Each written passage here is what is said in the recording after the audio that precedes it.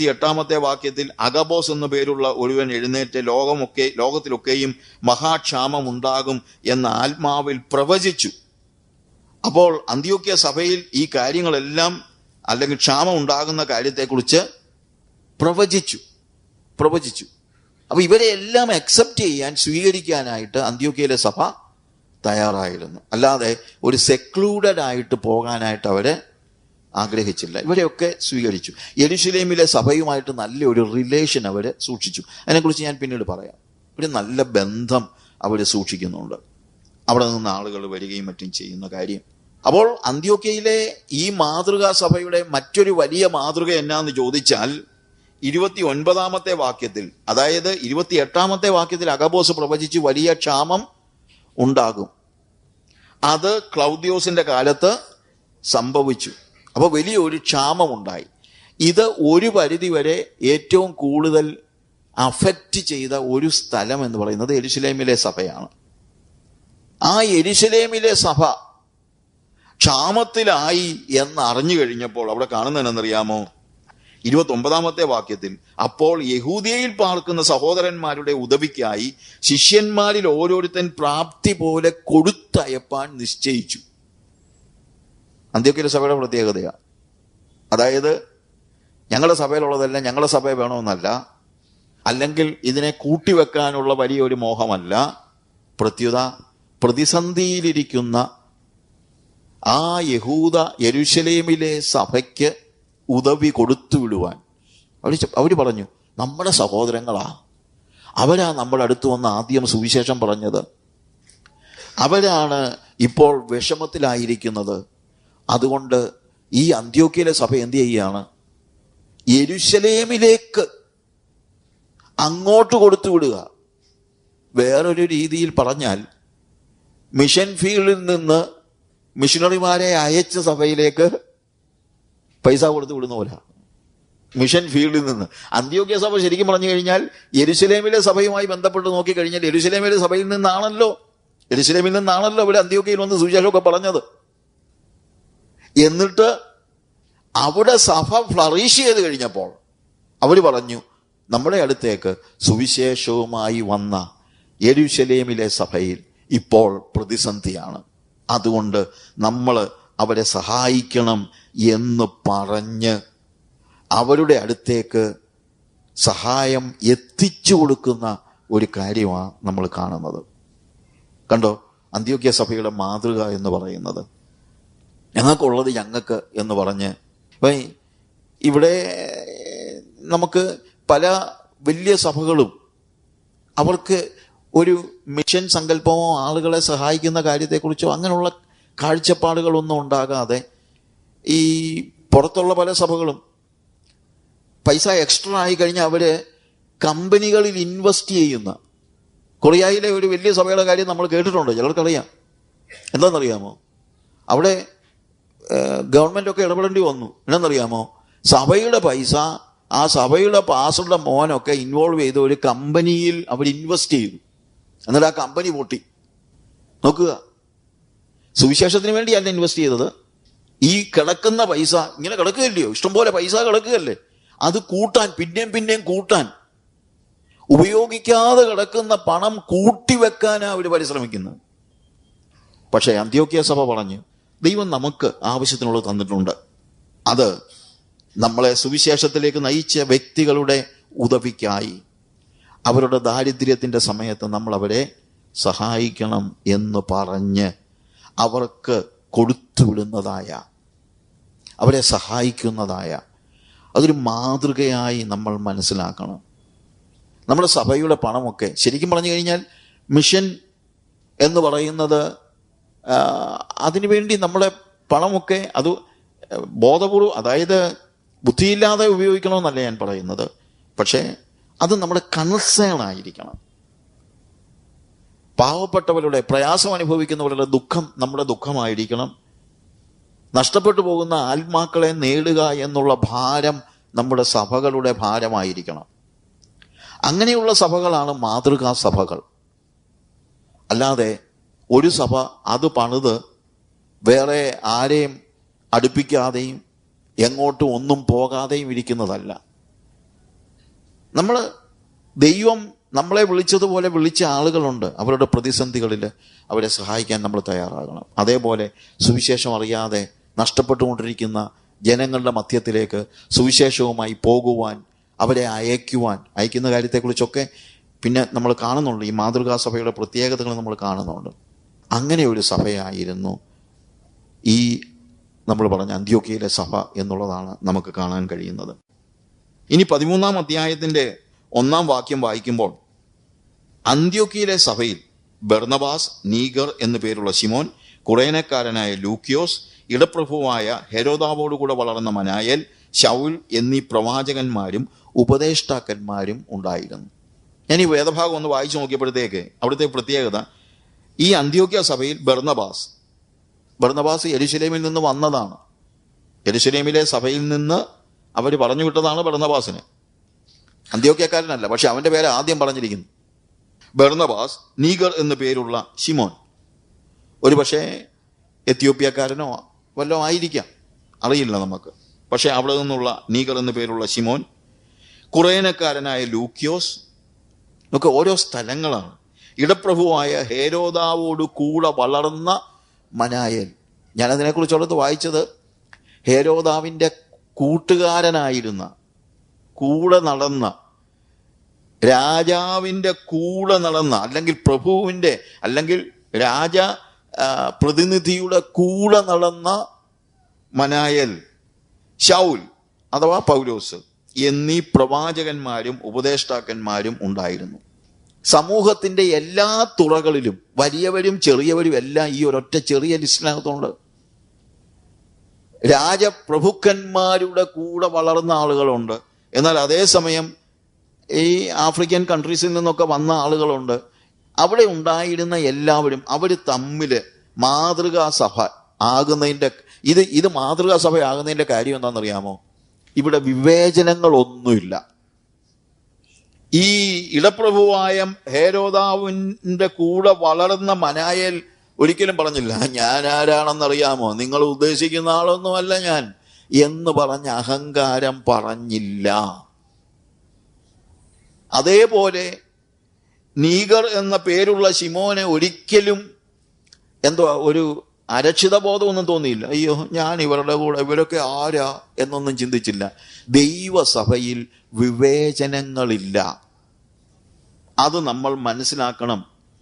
ഒരു മാതൃകാ സഭ വിവേചനങ്ങളില്ലാത്ത എല്ലാവരെയും ഉൾക്കൊള്ളുന്ന സഭയായിരിക്കണം ഒരു മാതൃകാ സഭ എന്നുള്ളതാണ് നമുക്ക് മനസ്സിലാക്കാൻ കഴിയേണ്ടത്. അവിടെ ജാതിയില്ല, അവിടെ മതം, മറ്റുള്ള ഏത് മതത്തിൽ നിന്ന് വന്നതാണെന്നുള്ള ചോദ്യമില്ല. സഭയ്ക്കുള്ളിൽ വന്നു കഴിഞ്ഞാൽ എല്ലാവരും ദൈവമക്കളാണ്. അല്ലാതെ വേറൊരു രീതിയിലുള്ള യാതൊരു മാറ്റങ്ങളുമില്ല. ഏത് പശ്ചാത്തലത്തിൽ നിന്നാണ് വന്നതെന്നുള്ള ചോദ്യവുമില്ല. മാതൃകാ സഭയിൽ എല്ലാവരും ഒരുപോലെയുള്ളവരാണ് എന്നുള്ളതാണ് നമ്മൾ കാണുന്നത്. 1 കൊരിന്ത്യർ 12-ാം അധ്യായത്തിൽ നമ്മൾ വായിക്കുമ്പോൾ 12-ാമത്തെ വാക്യത്തിൽ വായിക്കുന്നത്, ശരീരം ഒന്നും അതിന് അവയവം പലതും, ശരീരത്തിൽ അവയവം പലതായിരിക്കെ എല്ലാം ഒരു ശരീരവും ആയിരിക്കുന്നത് പോലെ ആകുന്നു ക്രിസ്തുവും. ശരീരം ഒന്ന്, അതിന് അവയവം പലതുണ്ട്, പക്ഷെ ശരീരം ഒന്ന്. സഭ ഒന്നാണ്, അതിന് അവയവങ്ങൾ പലതുണ്ട്. ശരീരത്തിന്റെ അവയവം പലതായിരിക്കെ എല്ലാം ഒരു ശരീരവും ആയിരിക്കുന്നത് പോലെ ആകുന്നു ക്രിസ്തുവും. യഹൂദന്മാരോ യവനന്മാരോ ദാസന്മാരോ സ്വതന്ത്രന്മാരോ നാം എല്ലാവരും ഏക ശരീരമാകുമാറ് ഒരേ ആത്മാവിനാൽ സ്നാനമേറ്റും എല്ലാവരും ഒരേ ആത്മാവിനെ പാനം ചെയ്തുമിരിക്കുന്നു. ദാസനായിരിക്കാം, സ്വതന്ത്രരായിരിക്കാം, പണക്കാരനായിരിക്കാം, കൃഷിക്കാരനായിരിക്കാം, ബിസിനസ്സുകാരനായിരിക്കാം, എന്തും ആയിക്കോട്ടെ. നമ്മളെ ഒന്നാക്കുന്ന ഘടകം എന്താണെന്ന് ചോദിച്ചു കഴിഞ്ഞാൽ നമ്മൾ ഒരേ ആത്മാവിൽ സ്നാനമേറ്റിരിക്കുന്നു, എല്ലാവരും ഒരേ ആത്മാവിനെ പാനം ചെയ്തിരിക്കുന്നു. ദൈവത്തിൻ്റെ പരിശുദ്ധാത്മാവ് നമ്മളെ എല്ലാവരെയും വ്യത്യാസങ്ങൾ കൂടാതെ ഒരുമിപ്പിച്ചിരിക്കുന്നു എന്നുള്ളതാണ്. ആ ഒരു ബോധ്യം നമുക്ക് സഭകളിൽ എപ്പോഴും ഉണ്ടായിരിക്കണം. ആരെയും കൂടിയാളായിട്ടും കണക്കാക്കണ്ട, ആരെയും കുറഞ്ഞ ആളായിട്ടും കണക്കാക്കരുത്. We need to accept everyone. ആകെ ഒറ്റ കാര്യമേ ഉള്ളൂ, ഞാൻ സ്നാനമേറ്റ ആത്മാവിനാൽ തന്നെ അവരും സ്നാനമേറ്റിരിക്കുന്നു. ഞാൻ പാനം ചെയ്ത പരിശുദ്ധാത്മാവിനെ തന്നെ അവരും പാനം ചെയ്തിരിക്കുന്നു. ഞങ്ങളൊന്ന്.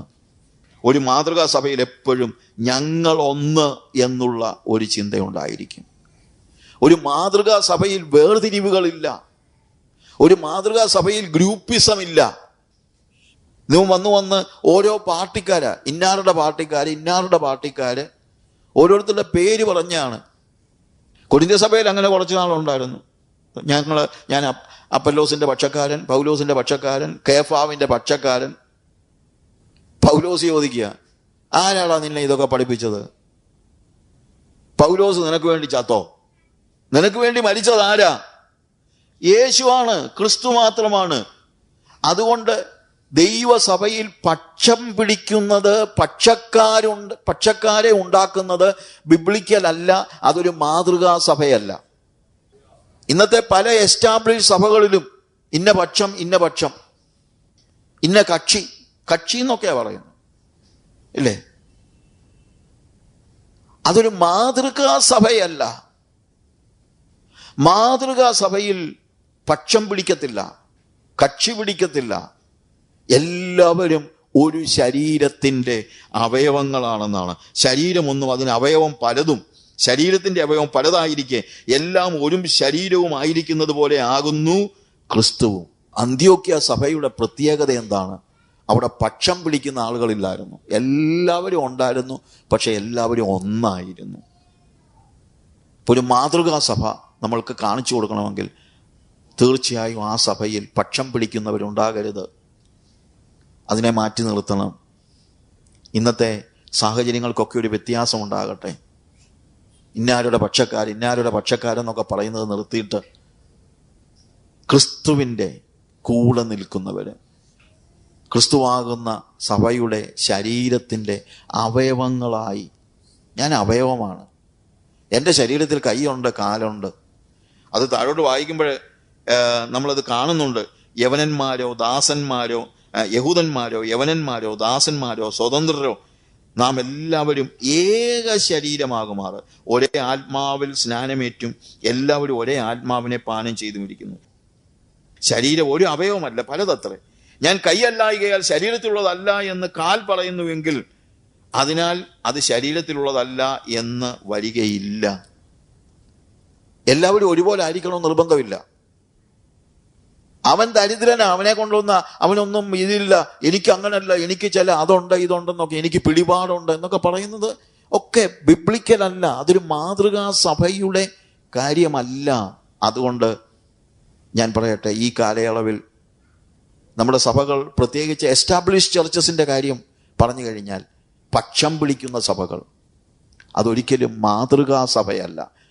നമുക്ക് മുമ്പിൽ ഒരു മാതൃകാ സഭയായി അന്ത്യോക്യ സഭ വന്നു നിൽക്കുന്നു എന്നുള്ളതാണ് നമുക്ക് കാണാൻ കഴിയുന്നത്. അവിടെ എന്താ നമ്മൾ കാണുന്നത്?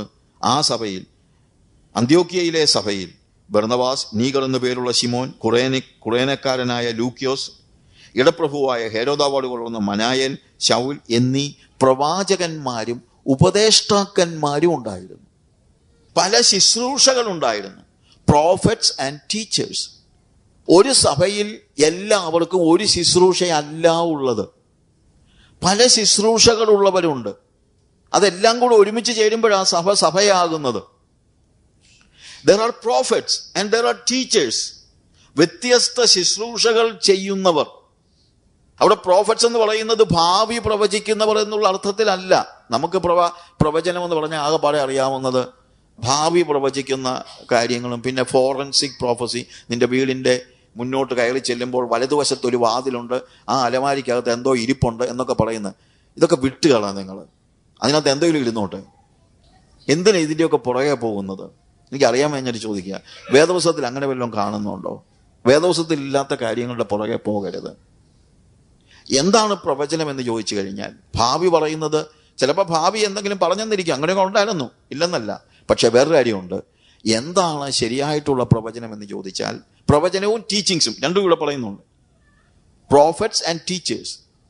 ടീച്ചേഴ്സിൻ്റെ പ്രത്യേകത എന്താണെന്നറിയാമോ? ടീച്ചേഴ്സിൻ്റെ പ്രത്യേകത വേദപുസ്തകത്തിൽ നിന്ന് കൃത്യമായിട്ട് ഉപദേശങ്ങൾ പഠിപ്പിക്കുക എന്നുള്ളതാണ് ഒരു ടീച്ചറിൻ്റെ ചുമതല. അവരാണ് ടീച്ചേഴ്സ് എന്ന് പറയുന്നത്. സ്നാനത്തെക്കുറിച്ചുള്ള ഉപദേശം പഠിപ്പിക്കുക, തിരുവത്താഴത്തെക്കുറിച്ചുള്ള ഉപദേശം പഠിപ്പിക്കുക. ഈ ഉപദേശം പഠിപ്പിക്കുമ്പോൾ വേദപുസ്തകത്തിന് അനുസൃതമായിരിക്കണം. അതിന് യാതൊരു രീതിയിലും കോട്ടം വരുന്ന ഒന്നും, വേദപുസ്തകത്തിൽ ഇല്ലാത്ത ഒന്നും അതിനിടയ്ക്ക് കയറ്റി ടീച്ചേഴ്സിന് ഒരിക്കലും പറയാൻ കഴിയില്ല.